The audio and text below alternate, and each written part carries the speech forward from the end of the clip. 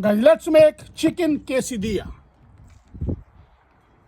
Chicken breast, poke both sides, salt, red chili powder, chili flake, ginger, garlic, fenugreek, black pepper. Same thing other side. Cook your chicken. Time to flip. Time to take it out. Red onion, red bell pepper, green bell pepper. It's ready. Turn off the heat. Slice your chicken. Butter. Tortilla. Time to flip. Mozzarella cheese. Add chicken. Add your veggies.